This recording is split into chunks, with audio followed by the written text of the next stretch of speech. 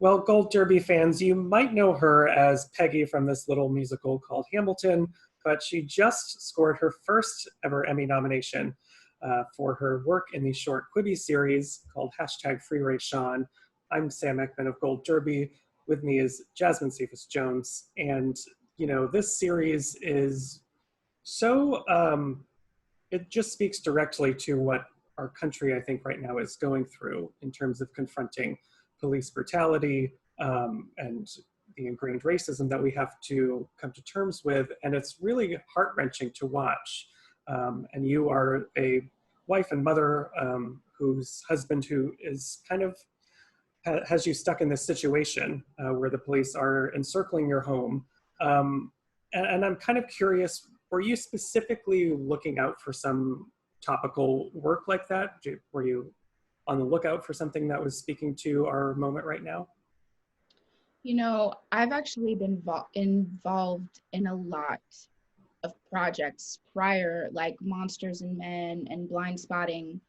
I they kind of come and find me. Mm. And I think, it's our jobs as artists to reflect the times. I think right now, there's a pandemic and everybody is kind of forced to look at themselves and there are no distractions. But I feel like, we've been talking about this in any way, shape, or form of art, whether it's through our music, whether it's through TV, and film. And I think, the script, I loved the script. The people who were attached are absolutely amazing. And I'm always moved and always think it's almost my job as an artist to shed a light on subjects like this. And if it's the right project, then yeah, I'm gonna do it, And Stephan James plays your husband in this, who the police are searching for. And you guys share so much chemistry and so many emotions just without words. There's a lot that happens between the lines in this series. And I'm wondering, did that kind of chemistry with him come naturally to you? Did you do anything to sort of spark that?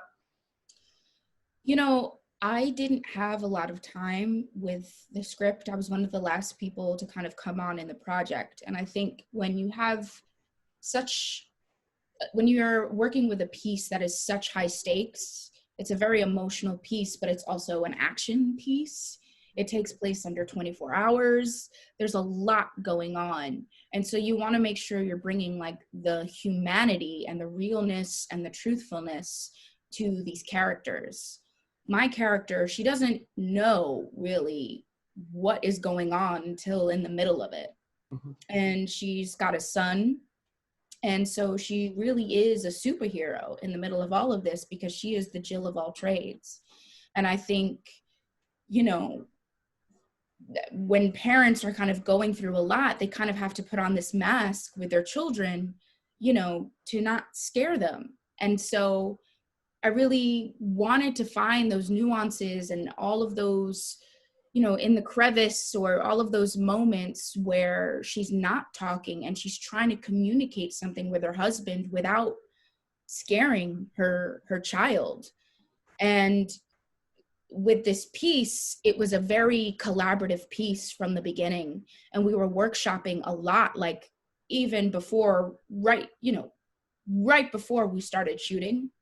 And there was a lot that we had to work out, and Seathman, our director, allowed us and gave us really an open space to do that. And so it became this kind of like collaborative workshop. And I think that was one of the smartest things to do with a piece like this, because there was a lot of room for experiments. And that's what we were doing with each other. I was really honored to work with really well-trained and great actors to kind of bounce off of. And Stephan is such an amazing actor that you know, it wasn't hard. It was hard because like the emotion and what we had to bring, but kind of like that groundedness and that grittiness and just kind of like diving in together, we worked really, really well off of each other, and we trusted each other. And that's what you have to do kind of when you have a piece like this. Yeah. You know, you've got to be dangerous, you've got to take risks, and you have to kind of give a piece of yourself. And it requires to be, this is a piece that requires you to be so raw, and it's so easy to kind of like, if you don't do that, it's not going to work. Yeah. And I was very grateful to work against, to work with Stefan, who was very, very raw as well. And from the beginning, we were like, okay, we've got to go here. Are we cool? Okay, you're cool with that. I'm cool with that. We, you know, it's trust. You've got to emotionally trust in someone that they'll go there with you. And that was something that we decided from the beginning. One of the really sad things about the situation she's put in is it kind of makes her, speaking of trust, distrust her husband in a way. Like she does it because she doesn't know what's going on. And it's very apt that you bring up that she feels like a superhero because she's dealing with so much in the moment that she is not prepared for. Did you, what was that like in terms of charting the character out for you? Like, do you think she doesn't buy what he's saying at first and has to question her relationship? Well, I think she's really, really frustrated, and she just wants an answer. And whether she trusts him or not, it's more of just tell me. Mm-hmm. You know, he doesn't tell her. He doesn't tell her anything. You know, it's I know that she loves her husband dearly, and I do think that she does. You know, she does trust him. If she didn't trust him, she wouldn't be with him. You know, it's more of everything that is happening to her. Literally, her windows getting blown up. There's gas being thrown into their home, and he's not telling her why. So I think it's more of her standing her ground and kind of getting this answer out of him, because she's got to get on his side. You know, they've got to figure out a way to get out the apartment, or, you know, get out of this situation.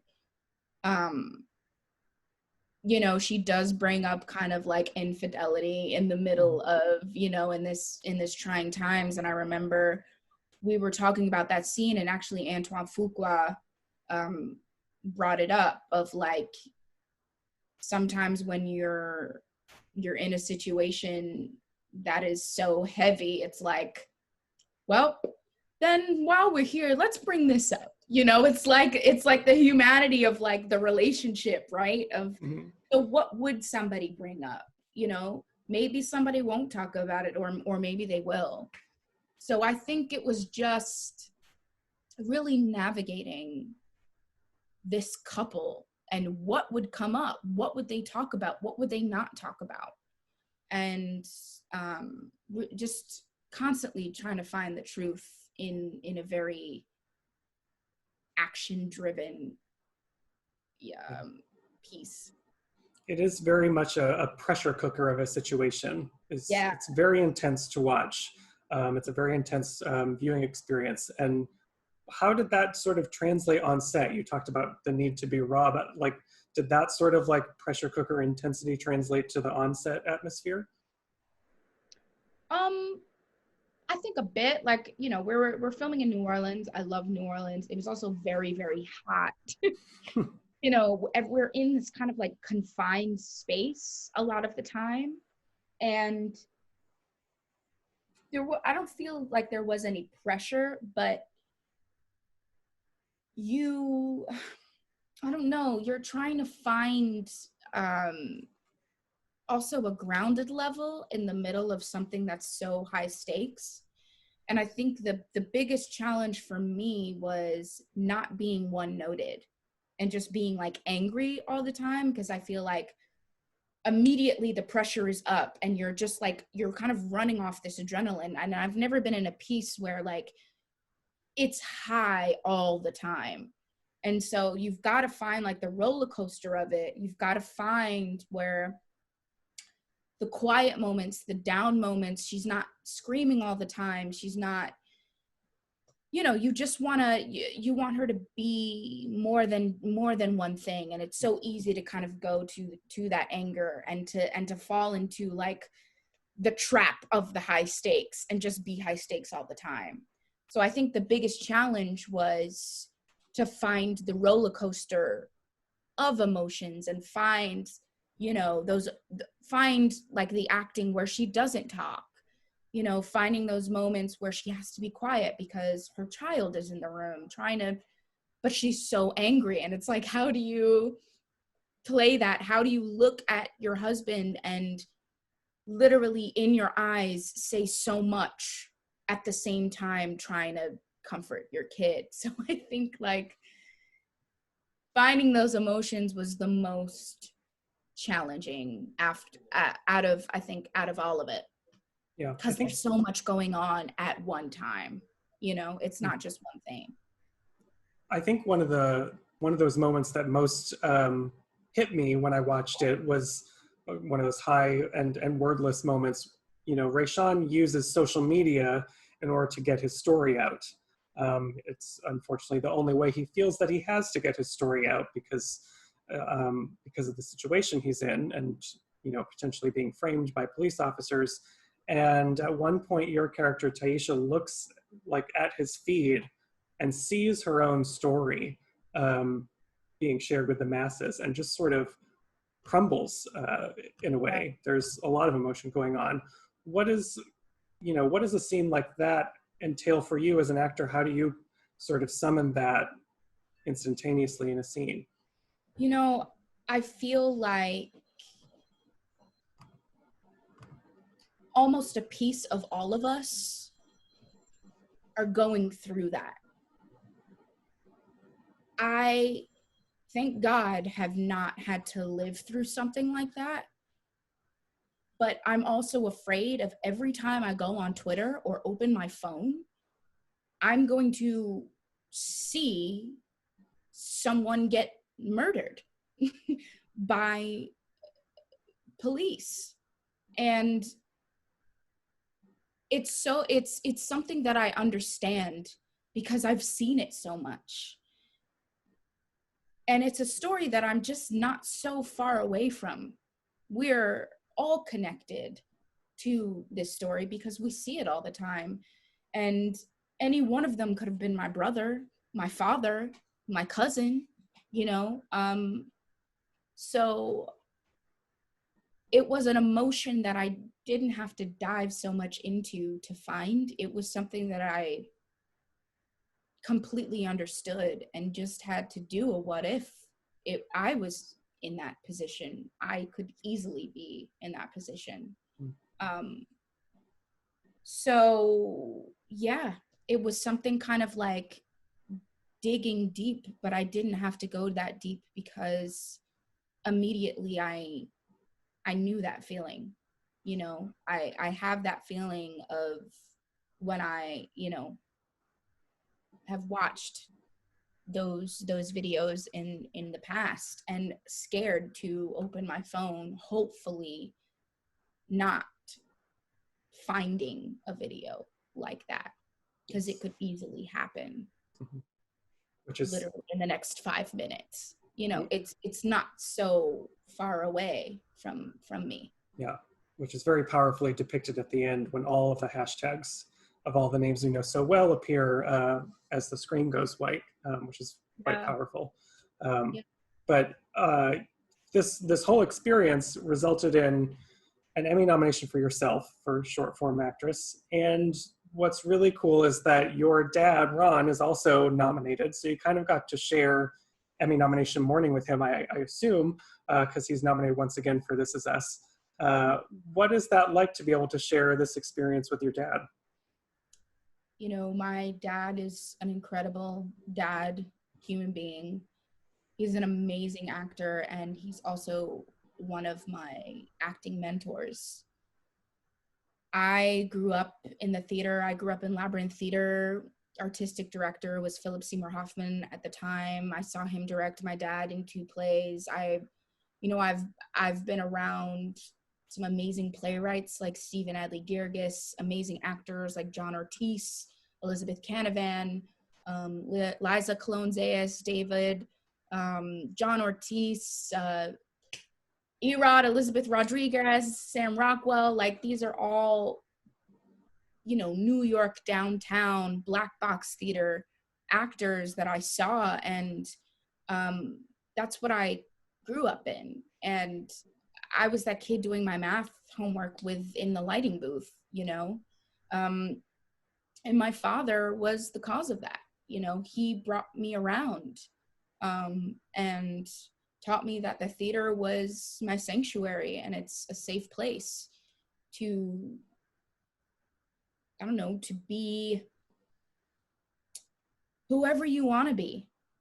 And to be able to share this moment now with him, with a man and my dad that has just taught me everything and opened my eyes to acting at a very young age, it's extremely special, you know, and I'm honored to share it with him. And it's just a full circle. Yeah. It's crazy me even talking about it in this interview, and almost makes me like want to cry, because I mean, that's what life is about, you know. It's like passing the baton, and it's just a beautiful moment. And you know, he deserves it all. He's worked his butt off. You know, he's been around in theater for such a long time. He was the first Black man I ever saw do Shakespeare. You know, he just inspires me so much, and to be able to share it with him is it's beautiful in this crazy time that we're in. It's just a little like beautiful flower growing in the middle of the concrete. Yes, have to hold on to the beautiful, cool moments in crazy times. And you know, speaking of theater, before I have to let you go, I wanted to just bring up, because I've seen you at Labyrinth, I've seen you in Hamilton, which now has this second life. Not that it went away, Broadway's on temporary pause, but now all these people, thanks to this streaming event on Disney Plus, get to watch it in a new way. What has it been like having this sort of second win with Hamilton and seeing more people discover it? I mean, the amazing thing is I got to see all my cast. Again, this cast is like my family, some of the most like beautiful, amazing human beings to ever work with. You know, this piece is a part of history. You know, I'm honored to say that I am part of history. I am part of a musical phenomenon that crossed over into pop culture in a way that has never ever been done before. And I mean, this piece inspires people so much, and I think it's going to be around for a really long time. And the fact that it's now on Disney Plus, and you know, Broadway can be very, very expensive, and there's a lot of people that don't have the opportunity to go to the theater, and especially Broadway. And so everybody has a ticket. Everybody has the same ticket and the same seat around the world. And it's a beautiful thing. And I hope this piece inspires people to get their friends together, start a revolution, go and vote. You know, we've got one of the most important elections, I think, in my lifetime, at least, in November. And I hope it puts a fire under people's butts and gets them moving, and, you know, shows people that no matter where you're from, you can be an immigrant and you can come to this country and you can make the world a better place because your voice matters. So I've been very lucky and to be in part of amazing projects that kind of reflect our times, but also inspire people to make the world a better place. Well, it's great that that's back, and it's amazing. Congrats on your nomination for #FreeRayshawn. And everyone who is out there watching, make sure you subscribe to Gold Derby. Keep up to date with us throughout all of Emmy season. We have plenty more interviews with nominees just like this one. And Jasmine, thank you so much for talking with me. Thank you.